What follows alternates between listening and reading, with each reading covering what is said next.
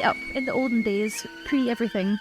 We would go to the cafe and the first thing we would always say was like, what are you working on? And we thought, firstly, Tania has rocked up to this podcast recording session with a page of notes. So I am so curious. What are you working on? What have you been writing down that you've been working on, Tania? Well, I was so worried that I wasn't working on anything clear that I thought I'd better write it down. And when I'd written it down, I thought, this is a clear strategy for life. No, I just thought I wanted to, for the last 2 years, I wanted to do a map for myself, which didn't have a client and didn't have an art director, to see what the outcome would be. But as it usually goes, this went to the bottom of the list over and over again. Even if I tried a kind of amateur attempt at journaling, my personal map kept going to the bottom of the list. I worked all the business stuff out about it and how I would sell it. It's going to be an art print, but it didn't actually do the work. So in order to kind of get my head straight, I decided I would apply for a residency. But I'd never thought about these things before till I saw Harriet Lee Merrion, the illustrator. She did a blog post about doing residencies. And I was like, wow, do illustrators get residencies? I thought it was only fine artists. And I thought the only way I'm going to concentrate on something like this is to get a residency. So I looked through all this stuff on, there's a really good website called Resartists, without a T at the end, resartist.org. And you can sign up to their newsletter, I think, for free. And it will send you a list of residencies around the world of all different types. And some of them are, you have to go there, you get free accommodation, but you have to work to the theme set by the art centre or whatever. Other ones you can pay for a bit or it's subsidised. And then there's really kind of glammy ones where you pay a fortune just to hang out with other artists. But once you get this worked out, which ones you want to do and where you want to go, you can kind of narrow it down. So I was thinking about doing that. And at the same time, one of the local Berwick groups, sorry, this is a long way around, giving you all the background. One of the Berwick arts groups got funding for people to go and get mentorship from this amazing lady called Kerry Hand. That's Kerry with a C, kerryhand.com. And she's a really incredible coach and mentor mostly for fine artists. But she had a really mixed bunch with us. They were kind of craftspeople, architects, designers, illustrators. And she made it work for all of us, the general principles about kind of setting goals and what you want to do with your career and prioritising your own work. So these two things combined really helped me think, yeah, I'm going to go for a residency and take this seriously and call it a piece of work. I am doing a piece of work like fine artists do.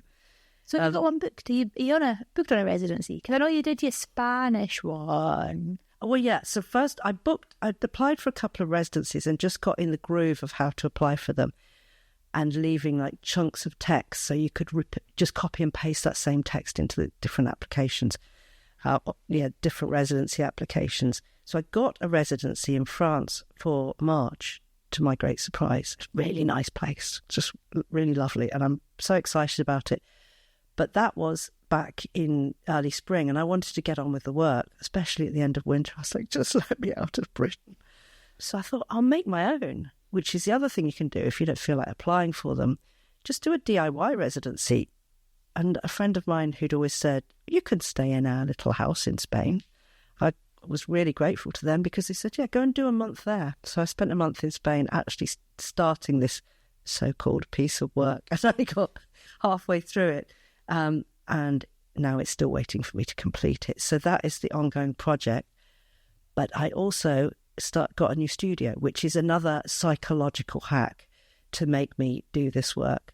And it's the first time I've ever had a studio outside of my home, probably for 30 years. So it feels momentous. That's exciting.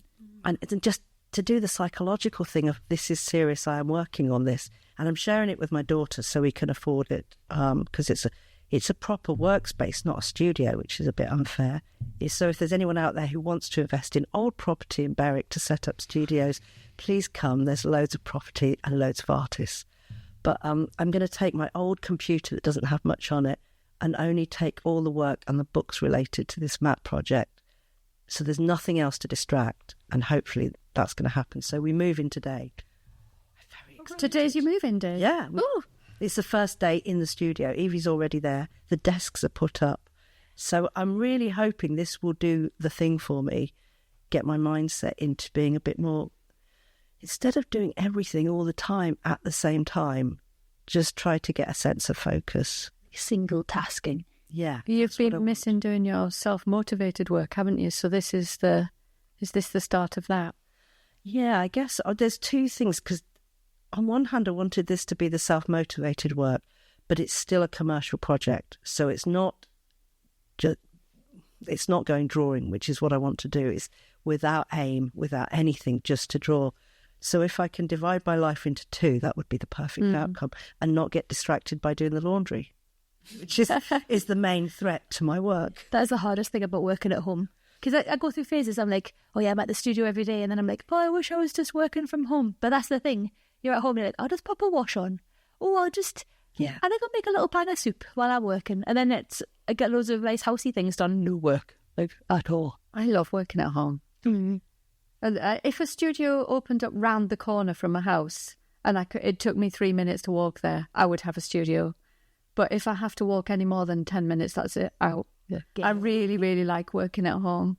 I really like that all my stuff is always there. So I might work in my little outside studio all day, and then I might fancy in the evening after dinner doing half an hour more, and I can just nip back out, or I can bring it in and put it on the kitchen table while I'm chatting to Pi while she's making her dinner. Or, you know, I like that you can pick it up and put it down whenever you like. And I know if I have a studio, the work will be there, and I won't be able to get it in the evening if I just fancy sitting on the bed and messing about with it. So, yeah, I really like being at home.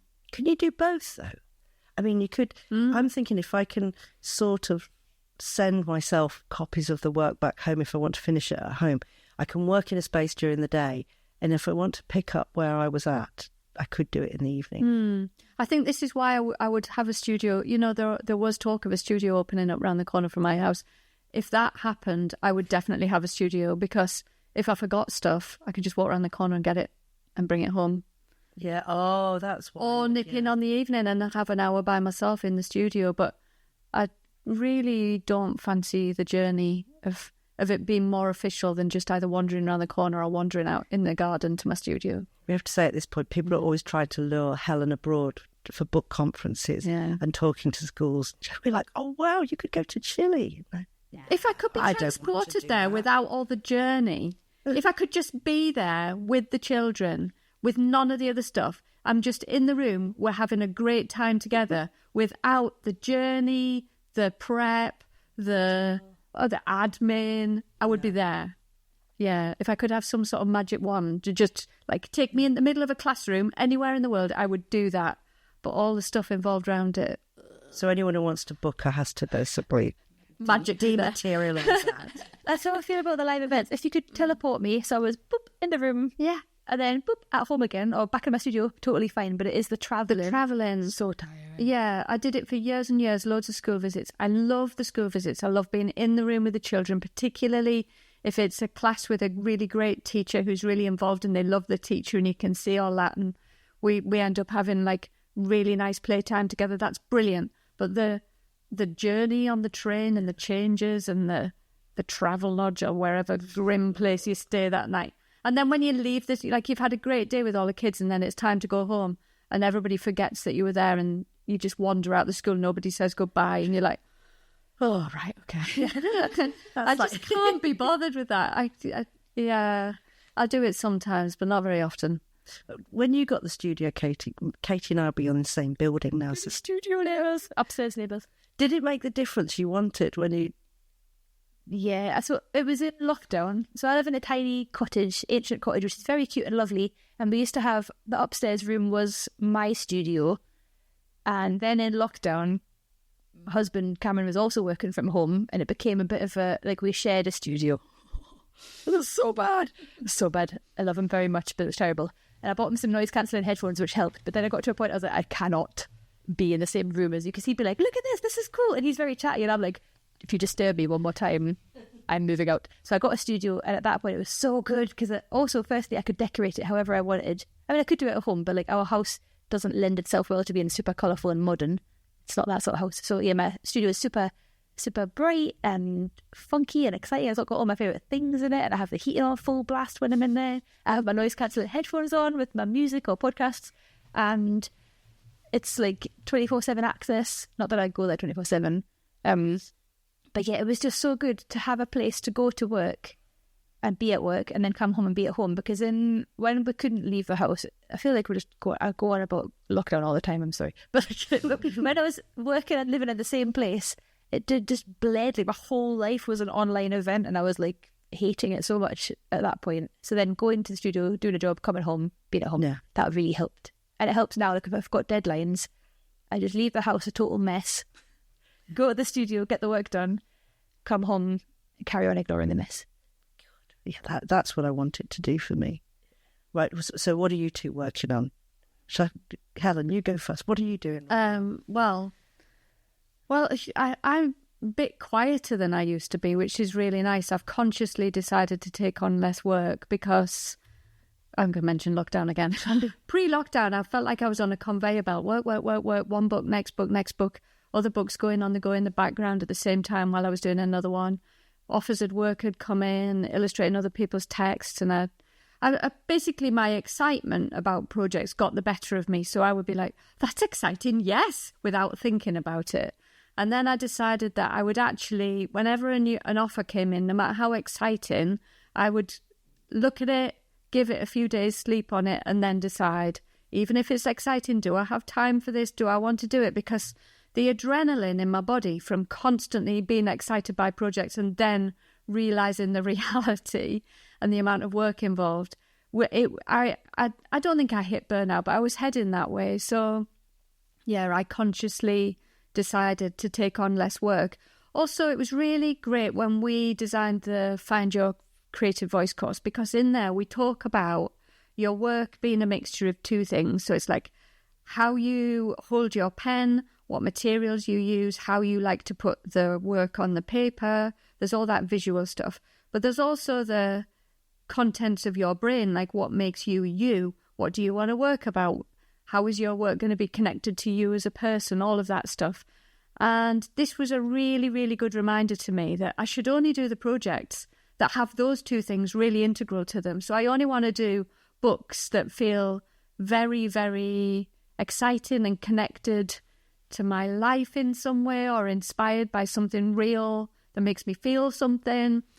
So yeah, I just got off that conveyor belt, and that's been really, really nice. So I'm only working on one book at the moment, and that's books Katie and I are working on. We're writing together, aren't we?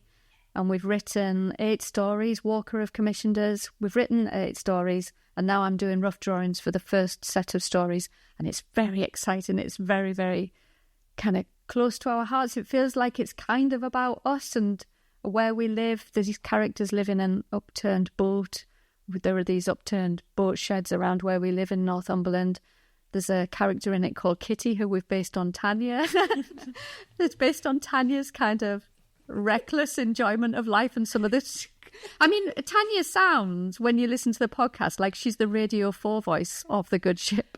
But the reality of Tanya's life, Tanya is proper, how can I describe it? I'm looking forward to it. I don't know how to describe it. But like, Tanya is a punk at heart, and you don't hear that through Tanya's voice. And you have to tell us about the time that you were on the boat. Where were you on the boat where you decided it'd be a good idea to jump in the river from the boat? Where were you in the world? I was in India, in Kerala, and doing this trip with Graham, and this boat shot off down the river, and I thought I would just dive in. I'm not really very good at swimming, so that, first of all, that wasn't a great idea. And I'd also got flu, but I'd forgotten about that. And this flu involved having uncontrollable coughing fits. So when I came up from the depth of this river, suddenly the boat was really small and it had shot off. They had said jump in, but I didn't realise they'd keep running the engine. And I was like, oh, God, I can't swim. I'm going to have to paddle to try and get back up to the boat. Then I got caught with a fit of coughing and nearly drowned. And then a guy, oh, yes, that was a bit where I needed to shout help, because I actually genuinely thought I was going to drown. But I couldn't say the word help. So I started waving my arm in the air at a Swedish guy near me in the river, shouting, excuse me. That's so good. Excuse me. I'm going to die. Sorry to trouble you. I just couldn't shout help. It was really weird. Was it too embarrassing to shout help? I think it was. I couldn't get it out of my mouth. Anyway, he shot over, grabbed me round the neck in a rescue position, but was throttling me. So I started trying to hit him to get out of the hold because I couldn't breathe and was still coughing. Then we got to the boat with this great sort of struggle swim, and I climbed onto the boat through the engine room, and my bikini top was pulled down on the crawl up into the boat. So I walked into the engine room, bedraggled, terrified and exhausted, with my boobs out in front of about 5 guys in the engine room of the boat. It was just awful. So brilliant. It's stories like this that we were trying to... It's really useful when you're writing a story to try and base it on people that you know, or famous people, or just to give somebody a character. It's really handy. And we wrote our first draft, didn't we? And we gave it to Walker, and Walker were like, can we have a bit more definition of what the actual characters, what the character traits of these characters are? And so we started thinking about that, didn't we? Had a good session on the train. We really did. And we were like, well, Kitty, what? Oh, do you know what? She's got to be Tanya's reckless side. Like, just such an enthusiasm for life that she gets herself into all sorts of trouble without meaning to. She's like, yeah, let's do it. Wait a minute. I'm dying to write. I've not even seen it. I keep meaning to send it. I will send you. It's so funny. Anyway, so we've had a really nice time doing that, and it feels like it does everything we talk about in Freak Flag. It's kind of personal to us, even though it's a dog and a duck and a cat. It feels like our lives. They've got a little stove. A Salty Dog is an artist, isn't he? We kind of base him on Johnny Hanna a little bit, don't we? He's got major Johnny Hanna vibes, which has been tricky because Johnny Hanna's very calm, collected. It wouldn't be like bossy, I don't think, ever. Yeah. So they were a bit like, we need to get Salty's personality more, but that's just kind of is his personality that he's quite like full with everything. We injected a lot more art and sculpture and still lives and stuff into his character, and that's made him really interesting now because I can't, other than Pingu, which has the dad in Pingu is a sculptor who smokes a pipe and knits. He is just such a great character. I think Salty's got a bit of his vibe, hasn't he? I didn't want Salty to be like, like traditional main character. They're like, I'll save the day. Like the Paw Patrol puppy, that's the main one, does my head in. Yeah. I was like, not that. Also, we didn't want Kitty, because she's a girl cat, we didn't want her to be at all nurturing or providing the food. Salty Dog is actually the cook in the Upside Down Hut, isn't he? Yeah, he's a carer. Yeah. So yeah, that's been really good fun. I feel like I'm in a really nice position now because those things that are really valuable, like having yourself in your work and being able to experiment with your materials and how you make the work, they've really come together, and I don't feel so burnt out anymore. I think I had so much adrenaline in my system, I was about to explode. So it's really lovely. I've managed to organise it that I'm not on a treadmill anymore, and that's so lovely. And the book's been to Frankfurt, hasn't it? I haven't heard back about how that's gone yet. The publishers get back and they're so exhausted, and they have meetings, and they take a while to come back to you with any feedback. So I have no idea how Salty went down at Frankfurt yet. But you've got to bring some pictures round. I want to read the story. So Katie's helping write, or you're writing. Are you writing it together? We're writing together, which is a really interesting process because we didn't really know how that would work. But Katie, you sit with your laptop and I sit with my iPad, and we open one Google Doc and we literally type at the same time. I can see the ghost of Katie typing at the same time I am. And we're just together. We're in the room together and we brainstorm and we talk about bits and pieces that have happened. Like, I'm thinking about when we decided to write the story. We had one last story to write and we were brainstorming, what should we do it about? And we just start talking about things that happened. And I remembered that our really good neighbours who live over the road, when our kids were little, because Berwick is a tiny town, you have to make your own entertainment in Berwick, basically, don't you? So we decided to have a raffle night. So Al bought all of these rubbish raffle prizes, which was so funny. Like a big biro or a pair of nylon tights, or he bought all these prizes. And we had this raffle, and the pressure was high to win the prize you wanted to win. And it was such a fun night, and it was so low key, and the kids were really little, and so little kids love anything like that. You just buy a couple of cheap prizes, and now it's like a whole evening of entertainment. We remembered that, and so we said, right, let's have a raffle. And it's sort of organic because we start writing, make each other laugh, eat biscuits and drink tea, and then read it again and tweak bits, and read it again and tweak bits. But the bit that I thought was most exciting was we finished, inverted commas, finished the first 4 stories, sent them to Walker, and then the editing was amazing because we obviously liked the stories when we sent them and thought they were fine. But then they just like sprinkled some magic and like tightened them up and tweaked them. They barely do anything, but they just do enough that I suppose because they're on the outside and they're so clever, they're on the outside, they haven't been involved in the writing. They see more clearly which bits and maybe can just lose that little bit to get to the action more. Yeah. They're so clear about the vision.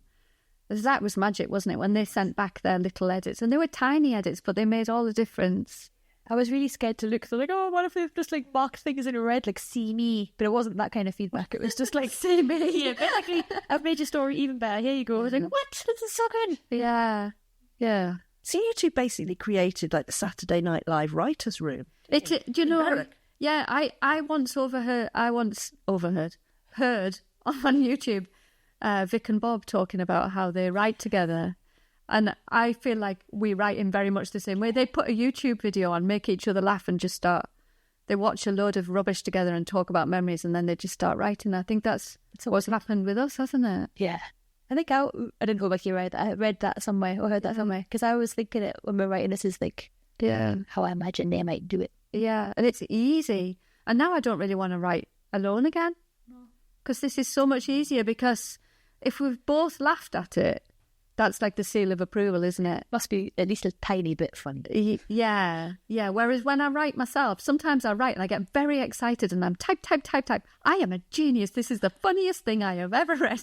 Leave it a couple of days, come back in a different mood and go, oh, is it good? I don't know if it is now.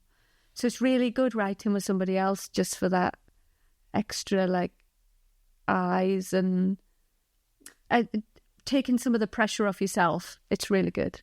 Yeah. It's hard to look at your own work, isn't it? Anytime. And it's good because you're at that stage of motherhood where you know exactly what your daughter likes and what she'll laugh at. So you're really close to the source. And you've always had the memory of it as a children's illustrator and author. You're kind of close to the source. But the two of you together with the thought of... It is really good to have Katie, who's just dropped her toddler off at nursery, come in with those stories and you're like, oh yeah, I remember that. Oh yeah. And then we're back and forth with, oh, this thing happened and they said this and then that's it. We're off, aren't we? I love it. Yeah. Mining for content. Yeah. So what you do, Katie? What am I doing? So this week I'm travelling to Amsterdam for an event, which is exciting, but I'm not going to be travelling anymore. So I've made a big decision because I feel like I spent this whole 2 years really scaling my live illustration business. Like I'm going a team, I had like salaried employees, blah, blah, blah. And then it got to the summer. Well, actually, it was like this time last year, I was like, this is terrible. I don't like this. But I hired more people and thought that would fix it. And then got through the summer, got busier and busier, which is great. I feel so silly for not enjoying it. Because on paper, it's like, wow, that looks so good. It sounds amazing.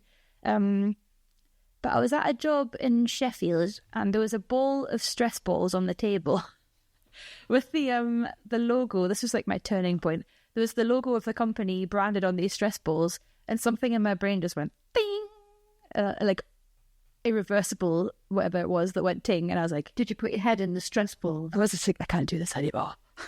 Why have they put the logo on the stress balls? What is going on? You know, when you just suddenly become very conscious and like zoom out of your life and you're like, no, I don't want to be doing this. There's kind of so much BS, isn't it? And so much unnecessary plastic. Yeah, and this company was like trying to figure out ways to make people need the thing more so they would buy more of it and use more of it. And I was just like, I don't want to do this anymore. So I really, at that point, was like, okay, I need to change something or I'm going to go mad or like burn out or like, I don't know, go crazy or something.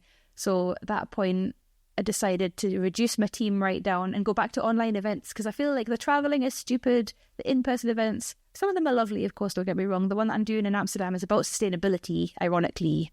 So there's borderline thing. But I was like, I'm not interested in being really, really busy anymore, especially if it's for stuff that makes my eye twitch. So I suppose what I'm really working on is quietening down which has worked very well so far. And then it's been a little bit scary, actually, because I've been so used to being so busy, you know, like get to the studio at 9:30, answer as many emails as I can, get on calls, have like back-to-back client calls for a few hours, grab lunch at my desk, do some more client calls, catch up with edits from another event, blah, blah. And then as soon as I like stop the flow, reduce the team, it was just quiet. And I was like, oh no. I feel like I've been through the same thing with that. Now I can start the day without a huge list of things I've got to get through, which is so lovely. But I feel I've been through a phase of feeling guilty about it. Like I should be working really. Why am I not working myself to exhaustion and then having to talk myself back down? Sorry. Pi has set my phone to the Minions ringtone. So if you heard that, it's not my fault. I'll find my phone, turn it off. Yeah, those conversations in my head because of years and years of working on a treadmill and just feeling like that was normal. I really wanted to get off it, but there's another part of me that goes, you got to carry on. I have to have a word with myself. Say, come on, Helen, you don't have to work like that. You could work like a normal person. I remember seeing in a bookshop a couple of days ago, I saw that, you know, that group, the Do Projects, the Do Festivals. Yeah, really good. And there's one book called You Are Not a To-Do List. And all weekend, that just keeps rolling around in my mind as I go to my to-do list and think, right, I can cross 3 of them off. And, you know, I think illustrators sort of work 7 days a week as well. I've always had a completely blurred boundary between the week and the weekend. So there's always a to-do list. And I just keep seeing this picture of that book cover in my head and thinking, okay, so what does that look like if you're not a to-do list? And freelancers are so used to constantly being in a state of slight panic and pressure to keep working. You just think if it slows down, oh, it's broken. I've broken everything. Yeah. But it's not. It's like a normal life. I used to always wonder what it would be like to have a salaried job, go on a Monday, come home on a 9 to 5. Okay, you don't have agency over what you can do and don't want to do, and you know you have much less control over your life. But I always wondered what the imbalance, what would be the comparison between the two, which would be easier. I wonder if we should do a whole podcast on burnout and about the risk of burnout, because I speak to so many illustrators who struggle with this. Yeah, I think we should. Should we do a whole podcast about that? Definitely. Yeah. Get back to Katie, what she do. So come on, finish this part of it. So I suppose like what I'm working on is getting ready to go to Amsterdam on a Wednesday to Friday. And then after that, so I've got like some prep, got to prep the canvas, check that the client is happy with, like the marketing team's happy with how I've designed the border of what I'm going to draw and stuff. And then pack my bag and things. But yeah, it's so nice. I've got 2 animations to work on when I get home. So I've been enjoying not having them to work on yet.